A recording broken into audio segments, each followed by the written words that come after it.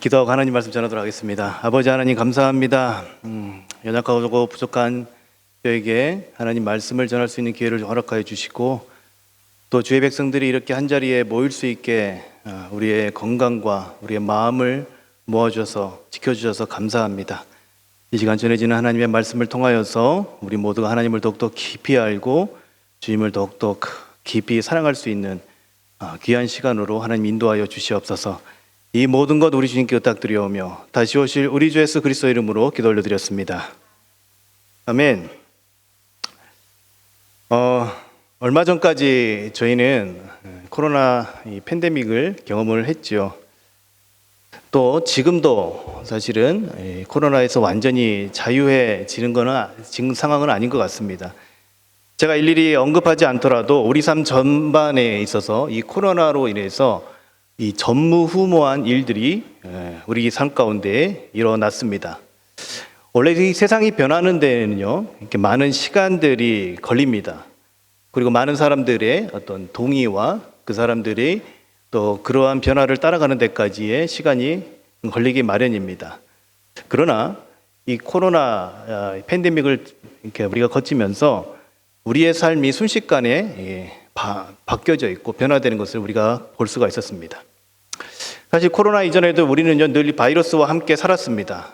그런데 왜 유독 이 전 세계인의 일상을 이 코로나가 한순간에 바꿔버리는 것일까요? 저는 그것이 코로나가 가지고 있는 전염성 때문이라고 생각합니다. 누구라도 감염이 될 수가 있고 또 감염이 되면 누구라도 이 죽음을 맞이할 수 있다는 그 두려움이, 인간 안에 있는 그 두려움이 우리의 삶을 송두리째 바꿔 놓았던 것이죠. 여러분, 이렇듯 죽음이 주는 메시지는 이렇게 강력합니다. 죽음이 주는 그런 메시지에 있어서, 그 두려움에 있어서 어느 누구도 자유할 수가 없습니다. 그렇게 이 죽음의 문제를 해결하지 못하고 이기지 못하는 인간들은요, 이 코로나 앞에 작아질 수밖에 없었던 것이죠. 그리고 그 후유증으로 지금도 저와 여러분의 삶이 어려움을 겪고 있는 것이죠. 저는요, 그 코로나 팬데믹이 오늘 우리가 함께 봉독한 본문의 사건인 이 출애굽 사건과 너무 닮아 있다라고 여겨집니다. 여러분, 무엇이 닮아 있는지 우리 출애굽기 말씀을 통해서 한번 확인해 보도록 하겠습니다. 자, 오늘 우리가 함께 봉독한 출애굽기 말씀이 몇 장입니까? 12장이죠. 12장은 10가지 재앙의 마지막 부분이 나타나 있는 부분입니다. 출애굽기 7장부터 또 10가지 재앙의 이야기가 시작이 됩니다. 이스라엘 백성을 출애굽시키기 위해서 모세가 이집트의 바로 왕자에게 찾아갑니다. 그러나 바로가 자신의 나라에 귀중한 노동력을 제공해주고 있는 이 이스라엘 백성들을 쉽게 보내줄 리가 있겠습니까? 그래서 하나님께서 모세를 통하여서 이 10가지 재앙을 애굽 땅에 보내는 장면들이 출애굽기 7장부터 기록되어 있습니다. 자, 처음에 내려진 재앙들을 보면요, 애굽의 술사들도 그걸 똑같이 따라합니다. 마치 모세와 바로의 박빙의 승부가 펼쳐지는 것처럼 이렇게 서로 이렇게 주고받고를 하는 장면들이 볼 수가 있습니다. 그러나 점점 재앙의 시간이 갈수록 이들이 절대 흉내내지 못하는 재앙들이 그 애굽 땅 가운데 내려지는 것이죠. 그리고 재앙의 후반부로 갈수록 이 애굽 사회는요, 큰 혼란에 빠지는 것을 볼 수가 있습니다. 자, 성경의 표현에 의하면요, 9장 18절에 애굽이 세워진 날부터 지금까지 그와 같은 것이 없었더라. 또 9장 24절에 보면요, 나라가 생긴 그때로부터 애굽의 온 땅에는 그와 같은 일이 없었더라. 10장 6절에 보면요, 내 아버지와 내 조상이 이 땅에 있었던 그날부터 오늘까지 보지 못하였던 것이더라. 10장 14절에도 이런 메뚜기에는 전에도 없었고 후에도 없을 것이라. 11장 6절에 뭐라고 기록되어 있습니까? 온 땅에 전무후무한 큰 부르짖음이 있으리라 라고 기록되어 있습니다. 자, 다양한 표현들이 쭉 나타나 있지만 한마디로 표현을 해보자면, 요약을 해보자면 전무후무한 재앙이었다라고 표현할 수 있을 것입니다. 여러분, 애굽 땅에서 지금껏 경험해보지 못한 재앙으로 인해서 이들의 삶이 송두리째 위협을 받고 있는 상황인 것이죠. 혼란이 가중되고 있는 상태인 것입니다. 11장 5절과 12장 3절의 말씀을 통해서 보면요, 그 재앙의 특징이 나타나 있는데 그 재앙의 대상에는요 한 사람도 예외가 없었다는 것입니다. 무슨 말씀입니까? 모든 사람이 그 재앙에 노출되어 있고 모든 사람이 그 재앙 가운데 피해를 볼 수밖에 없었다라는 것입니다. 그런 예외 없이 찾아오는 재앙으로 인해서 혼란과 두려움 가운데 그들이 빠져 있었던 것입니다.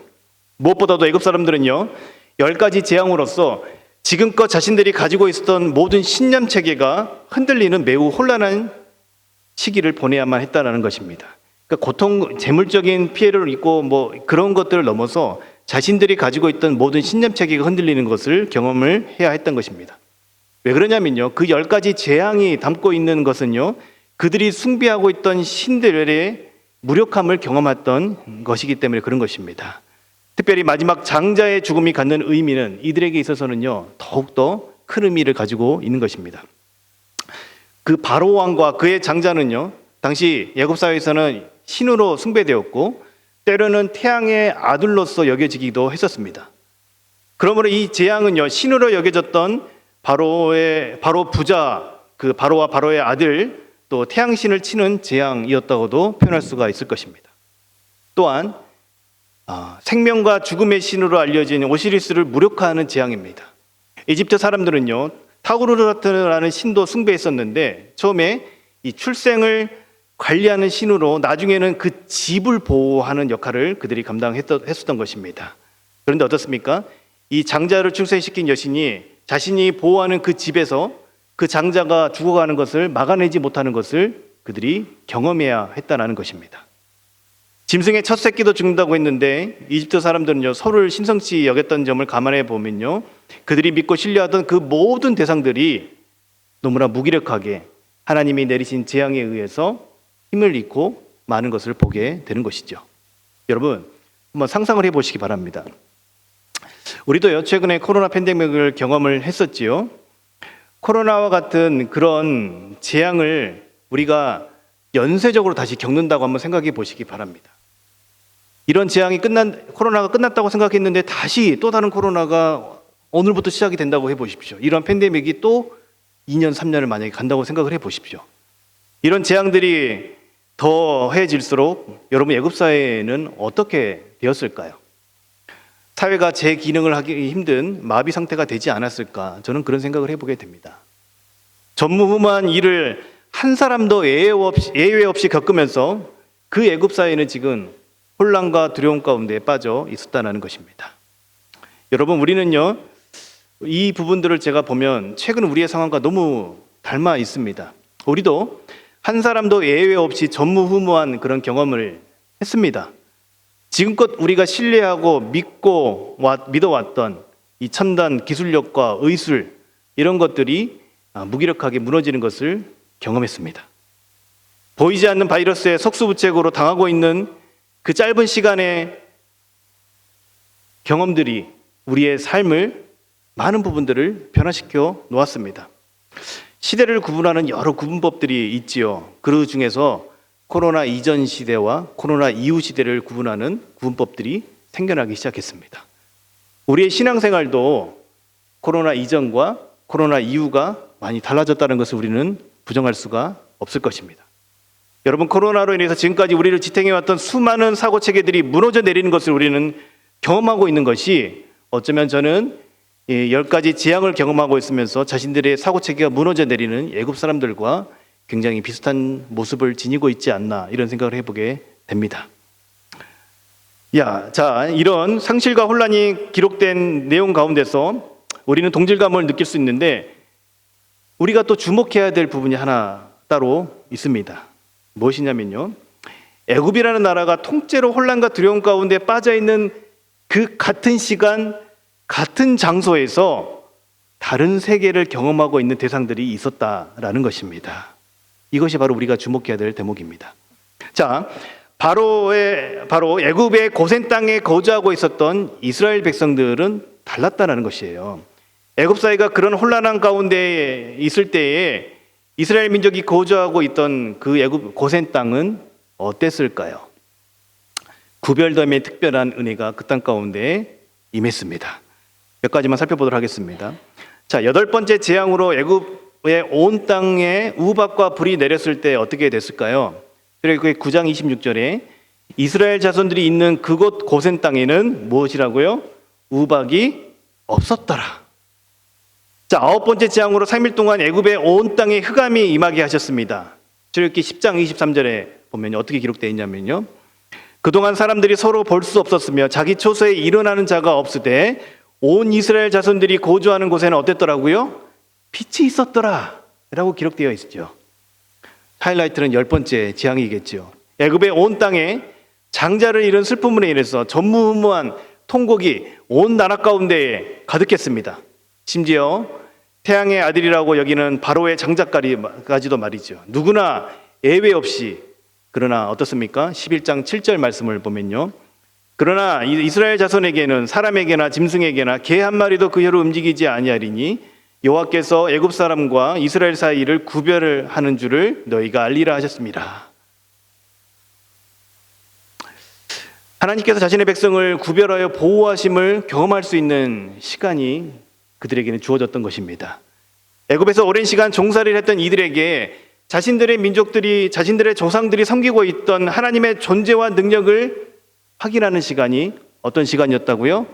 애굽의 재앙이 내리는 시간에 오히려 그들은요, 그들이 하나님을 확인할 수 있는, 경험할 수 있는 시간이었다는 것입니다. 하나님만이 참 신이시고 다른 신들과 구별된 유일한 여호와이심을 경험하는 순간이었습니다. 그 하나님께서 자신들을 구별하여 보호하시는 전능하신 하나님의 손길을 경험하는 순간이 바로 애굽의 10가지 재앙이 내려졌던 바로 그 순간이었던 것입니다. 그 후에 이들은요, 애굽 땅에서 유월절을 경험하고 출애굽을 하게 되는 것이죠. 자, 그런데요, 여러분, 10가지 재앙에서 나타나는 특징이 있습니다. 이전에 첫 번째부터 9가지 재앙은요, 하나님께서 직접적으로 이스라엘의 민족이 있는 그 고센 땅을요, 애굽 사람들과 구별하여서 재앙을 내리셨는데요. 그래서 누구라도 그 땅에 있는 사람이라면, 그 고센 땅에 들어와 있는 사람이라면 보편적으로 그 은혜를 누릴 수가 있었습니다. 그러나 마지막 재앙은 조금 차이가 있습니다. 출애굽기 12장 7절과 또 12장 13절, 22절, 23절 말씀을 좀 보아야 하는데요. 거기서 어떤 차이가 나타나면요, 2가지 조건이 필요합니다. 여기서는요, 땅으로 구별하지 않습니다. 마지막 10가지 재앙은요, 애굽 땅 전역에 내려지는데 이스라엘 백성들이 거주하고 있었던 그 고센 땅까지 그 재앙이 미치는 것을 볼 수가 있습니다. 여기서 이스라엘 민족이 하나님의 보호하심을 받을 수 있는 길은 무엇이냐면요, 하나님께서 말씀하신 그 말씀에 순종해야 하는 것입니다. 하나님께서 2가지를 요구하셨습니다. 어린 양의 피를 임방과 문설주에 바르라고 말씀을 하시고, 두 번째 뭘 하십니까? 밖으로 나가지 말라라고 말씀하시죠. 지금까지 역사하신 하나님을 신뢰하고 하고 뜻에 순종하는 이들만이 하나님께서 그들에게 베푸시는 그 구원을 누릴 수 있게 되었다라는 것입니다. 하나님의 뜻을 받아들인 이들만이 이 죽음의 사자를 피할 수가 있었던 것입니다. 순종한 이들은 같은 시간, 같은 장소에 있었더라고 하더라도 어떻습니까? 죽음을 면할 수가 있었던 것입니다. 즉, 이들에게 있어서 믿음의 고백과 그 믿음의 고백을 하나님께서 명하신 것을 따라하는 그 믿음의 행위가 있는 사람들만이 6월절 그 밤 애굽의 저녁 가운데에 모든 장자의 죽음과 통곡 소리가 나는 그 가운데에 구원을 누릴 수가 있었던 것이죠. 심판조로 애굽 땅에 오신 하나님의 심판을 피하는 길은 하나님께서 정하셔서 규례로 삼으라고 하신 어린 양의 피와 그 능력을 믿는 그 믿음의 행위가 있어야 가능했다라는 것입니다. 사랑하는 여러분, 이런 출애굽의 6월절의 모티프가 이 시대를 살아가는 저와 여러분에게도 동일하게 주어져 있습니다.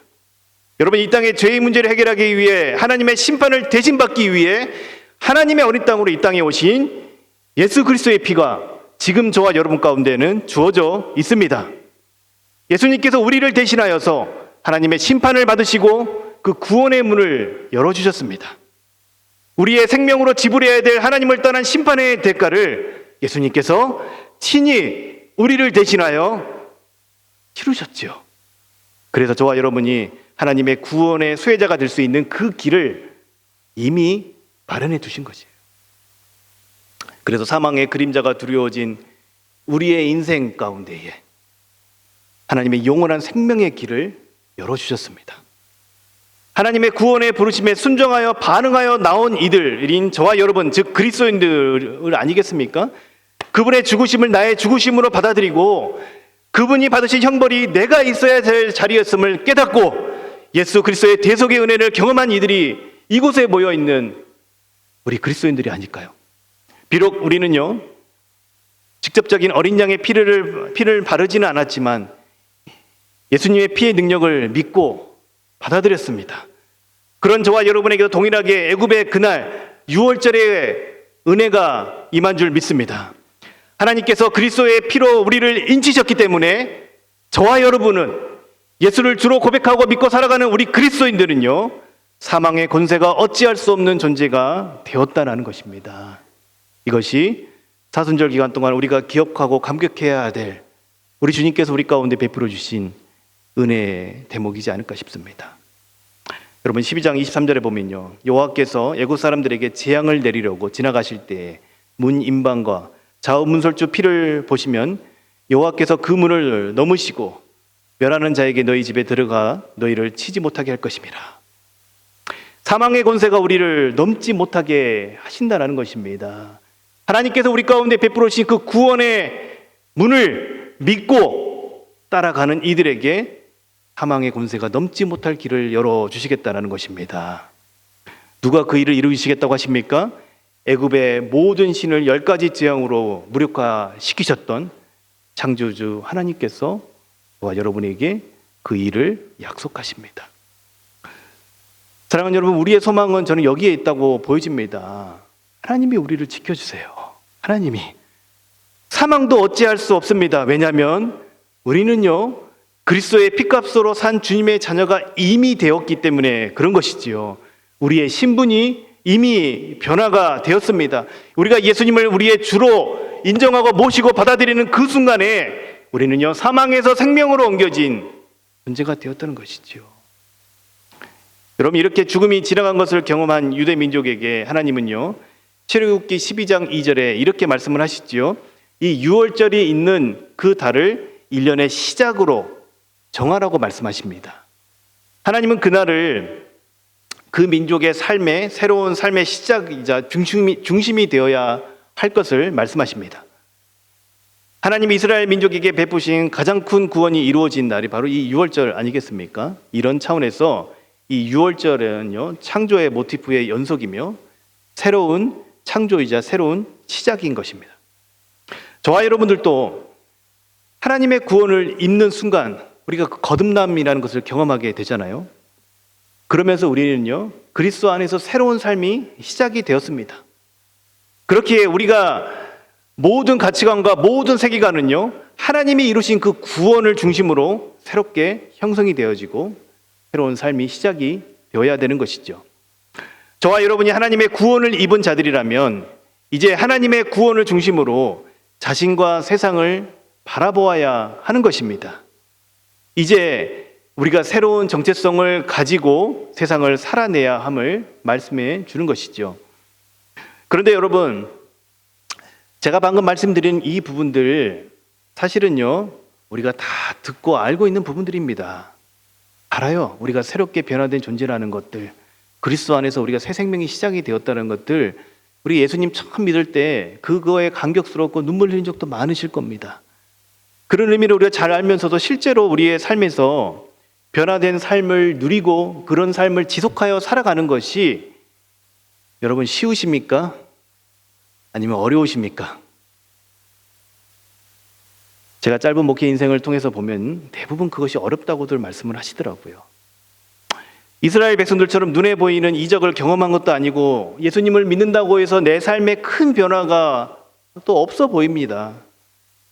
시간이 지나다 보면 고센 땅과 같이 구분되어지는 그런 은혜가 내 삶 가운데서 경험되어지기 힘든 것이 어쩌면 우리의 삶이 아닐까 싶습니다. 그래서 우리의 이 변화된 신분이며 예수님의 대속의 은혜를 지속적으로 누리면서 감격하면서 살기 힘든 것이 우리의 모습이 아닐까 싶습니다. 어쩌면 우리의 연약함이 아닐까 싶어요. 그래서 하나님께서 저와 여러분에게 아니요, 먼저 이 이스라엘 백성들에게 하신 명령이 있습니다. 하나님께서 그걸 왜 그들에게 명하셨는지를 우리가 가만히 생각을 해본다면 지금 이 시대를 살아가고 있는 저와 여러분도 거기서 해법을 찾을 수 있을 거라고 여겨집니다. 12장 14절과 24절에 말씀에 뭐라고 기록되어 있습니까? 이 날을 절기로 지키며 기억하라 라고 명하십니다. 어떤 사실을 위해 이 절기로 지켜서 기억하라고 말씀하십니까? 12장 12절에 나와 있는 나는 여호와라, 이 사실을 기억하라 라는 것이죠. 여기서 여호와라는 표현을 우리가 주목해서 봐야 되는데, 세상에는요 많은 신들이 있습니다. 수많은 신들의 이름이 있습니다. 여호와라는 이름은요 이스라엘의 하나님을 다른 신들과 구별하는 아주 고유 명사인 것이죠. 곧 이 말은 하나님만이 참된 신, 유일한 하나님이심을 뜻하는 말입니다. 그러니까 우리가 섬겨야 될 신은요 유일하신 하나님 한 분뿐이심을 기억하라라는 것입니다. 곧 전능하시고 창조주이신 하나님의 이름이 바로 여호와입니다. 그 이름의 능력의 영광이 바로 10가지 재앙으로 이들에게 증명이 되었습니다. 애굽의 재앙을 통해서 세상의 신들이 하나님 앞에 심판을 받았습니다. 세상이 감당할 수 없는 그 전무후무한 일을 행하실 수 있는 분이 저와 여러분이 믿고 있는 우리 하나님 아버지 되어주시는 분이십니다. 그 하나님께서 인류의 역사 가운데, 우리 개인의 역사 가운데 찾아와셔서 우리에게 하신 일을 어떻게 해요? 기억하라는 거예요. 기념하라는 거예요. 여러분, 이 시대의 개념으로 우리가 생각해 보면 우리가 무엇을 기억해야 될까요? 그 하나님께서 세상을 심판하시고 저와 여러분에게 새로운 길을 열어주셨는데 바로 예수 그리스도를 통한 그 구원의 길을 열어주셨습니다. 창조주 하나님만이 하실 수 있는 완전하고 유일한 구원의 길을 우리 가운데 열어주신 것이죠. 우리 그리스도인들은 그 구원의 은혜를 이미 받은 자들입니다. 어떻게 해요? 그 사실을 어떻게 해요? 반복적으로 기억하고 기념하라는 말씀이세요. 그렇게 우리가 살아계신 하나님께서 저와 여러분에게 베푸시신 그 놀라운 일을 기억하고 그 은혜가 과거형으로 이렇게 화석화되지 않고 지속적으로 우리가 누리기 위해서 여러분 우리가 하는 것이 무엇인 줄 아십니까? 여러분 그것이 바로 이 예배입니다. 예배. 이 예배는 종교적 의식이 아니에요. 살아계신 하나님과의 만남의 자리인 것입니다.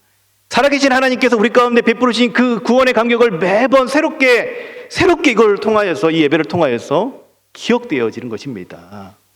저와 여러분이 이렇게 예배를 드리는 것은 바로 이것 때문에 그런 것이죠. 이스라엘 백성들이 절기를 지키며 자신들의 민족에게 행하셨던 하나님을 기억하는 것이 지금 이 시대에는요 우리가 이렇게 그 주님을 기념하며 기억하는 예배가 되는 것입니다. 우리 주님께서 살과 피를 나누시며 나를 기념하라는 그 말씀을 따라서 우리가 이렇게 모이는 것이 바로 이 예배인 것입니다. 우리 삶의 주 되신 예수님이 어떤 분이신지, 그분께서 나를 위해서 어떤 일을 이루셨는지, 나 같은 죄인을 위해서 어떤 희생을 치르셨는지 그 은혜를 반복적으로 예배를 통하여서 기억하라는 것입니다.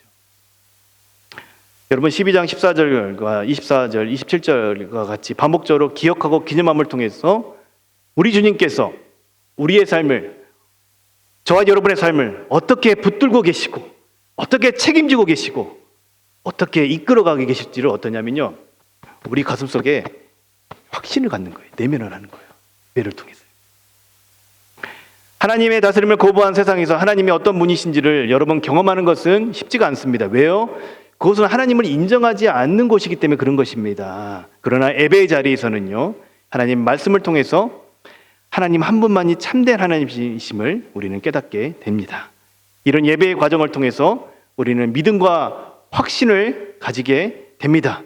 우리 안에 서서히 하나님에 대한 신뢰가 쌓이게 되어지고 그분이 지금도 살아 역사하셔서 자신의 백성인 저와 여러분을 구분하시고 지키시고 보호하시는 분이심을 예배를 통해서 우리 믿게 되는 것입니다. 이렇듯 예배는 그 하나님을 기념하고 기억하는 통로가 됩니다. 여러분, 세상살이를 하는 저와 여러분의 삶에 영향을 끼치는 다양한 형태의 우리가 가지고 있는 두려움들이 있을 것입니다. 궁극적으로는 우리는 이 죽음이라는 두려움이 우리 모든 인생 가운데에, 모든 인생의 길 가운데 놓여 있습니다. 그러나 저와 여러분이 그 모든 두려움으로부터 이 세상에 우리를 옥죄해오는 수많은 두려움으로부터 의연하고 당당하게 이 땅을 살아낼 수 있는 그 근거는 바로 저와 여러분의 아버지 되어주신 그 하나님이 계시기 때문입니다. 우리는 예배의 자리에서 이 의연함의 근거를 다시 한번 깨닫고 우리의 삶을 우리 하나님께 의탁드릴 수 있습니다. 2023년 담임 목사님께서 교회 폐허로 다시 참 예배자로 서게 하소서라고 정하신 것도 저는 이런 의미가 담겨 있을 것으로 여겨집니다. 여러분, 우리 삶의 모든 문제를 해결할 수 있는 유일한 길은 길과 진리 대신 우리 주님 앞에 나오는 것입니다. 이 땅에서 그분의 임재를 실제적으로 경험하고 힘을 얻을 수 있는 자리가 바로 이 예배의 자리이기 때문에 그런 것입니다.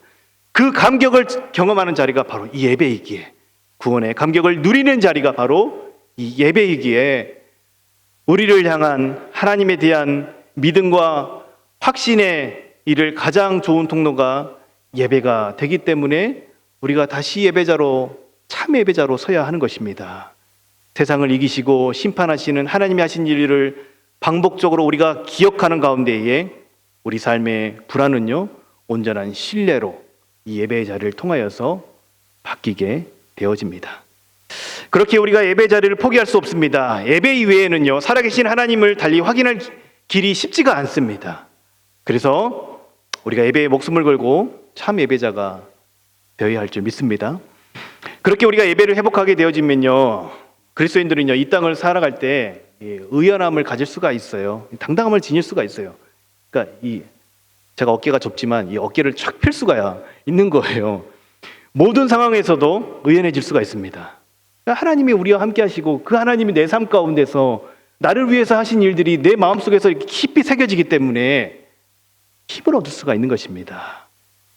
오늘 말씀을 통해서 애굽을 심판하신 그 하나님의 크심을 다시 한번 바라보시기 바랍니다. 지금도 동일하게 살아 역사하셔서 저와 여러분을 구원으로 인도하고 계신 그 하나님의 손길을 여러분 기대하시기 바랍니다. 그 하나님을 의지하는 삶을 살아가는 것은 어쩌면요, 당연한 삶의 방식이 되는 것입니다. 이것이 우리 신자들이 살아가는 방법일 줄 믿습니다. 새로운 가치 체계들이 생겨나고 이 혼란한 사회를 살아가면서 여러분 당당하시기 바랍니다. 이 모든 상황을 끝내시고 이 모든 역사를 지배하실 수 있는 유일한 분이 계시는데 그분이 바로 저와 여러분의 주 되신 다시 오실 우리 그리스도가 우리와 함께 계십니다. 그러나 연약한 육신을 가지고 있는 또 이 감정을 가지고 있는 저희는요, 상황과 환경에 영향을 받을 수가 있습니다.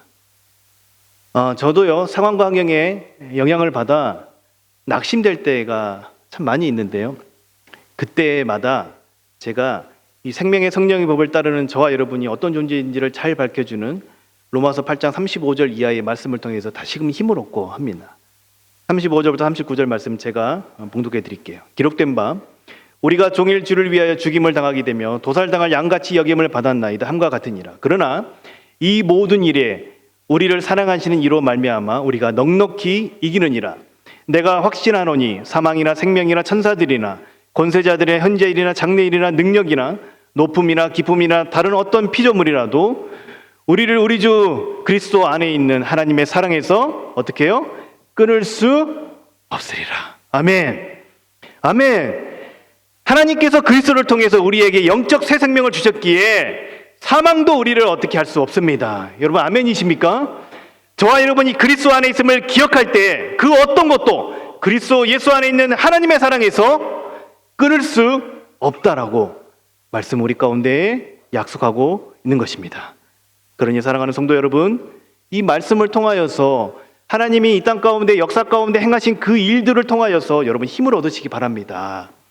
모두가 힘든 이 시기 우리 하나님을 붙들고 더불어 함께 우리에게 주어진 삶의 자리에서 살아내게 되기를 바랍니다.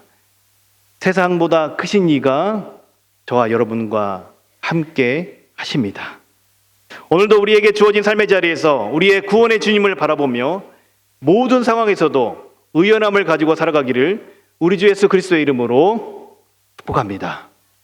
함께 기도하시겠습니다. 아버지 하나님,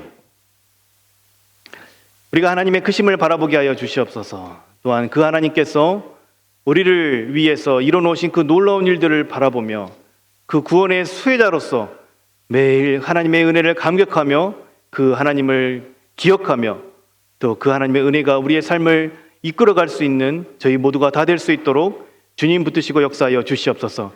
그리하여 혼란하고 또한 우리의 가운데 우리의 삶의 모든 부분들이 두려움이 우리를 감싸더라도 이 세상 가운데서 주님의 자녀로서 당당하게 살아갈 수 있는 저희 모두가 다 될 수 있도록 주님 우리를 붙드시고 역사하여 주시옵소서. 이 모든 말씀 주께 부탁드리오며 다시 오실 우리 주 예수 그리스도의 이름으로 기도 올려드렸습니다.